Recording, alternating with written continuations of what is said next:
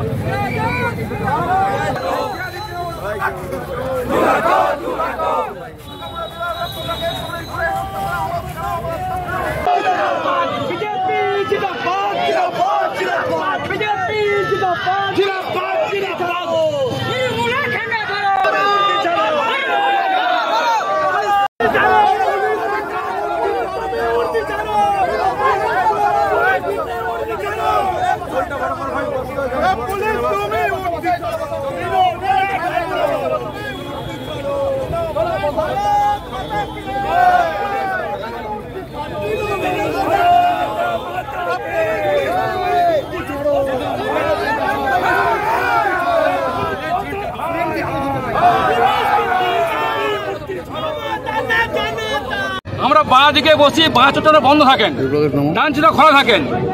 ইতিমধ্যে কয়েকবার বিরোধী দলনেতা সহ কয়েকবার আমার বিধায়কদের শাস্ত্র করা হয়েছে। উদ্দেশ্য কি?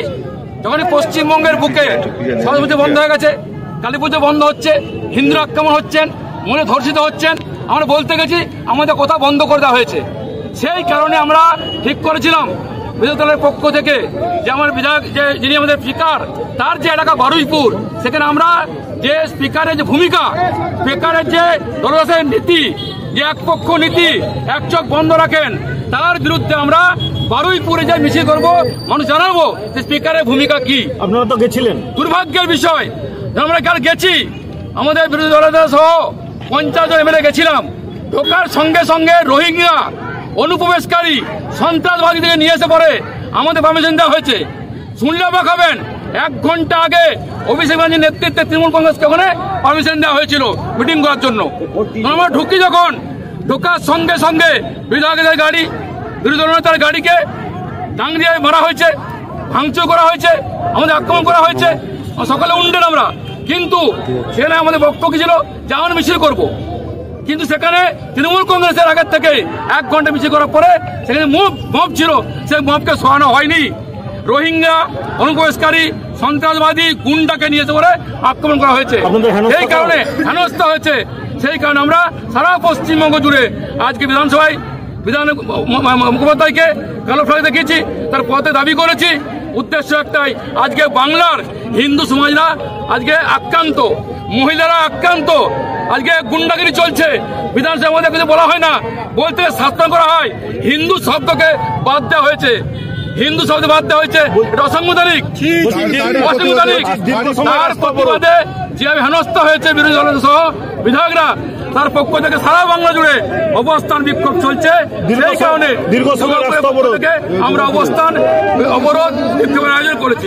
উদ্দেশ্য একটাই, স্পিকারকে পদত্যাগ করতে হবে, স্পিকারকে নীতি মানতে আমাদের বিধায়ক বলতে দেওয়ার সে নীতি সেটা করছেন না, মানছেন না।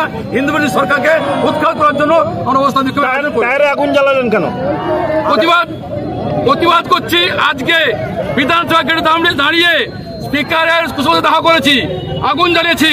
এই আগুন জ্বালার উদ্দেশ্য একটাই, যদি এখনো মুখ্যমন্ত্রী তৃণমূল কংগ্রেস সাবধান হয়, সারা বাংলায় আগুন জ্বলবে, তার দিন এগিয়ে আসছে। সাবধান করতে চেয়েছি, স্পিকারকে আজকে করেছি, এখানেও টাইট করছি। সারা বাংলায় চলছে, আগামী দিনে সারা বাংলায় চলবে, দিয়ে সাবধান না হয়।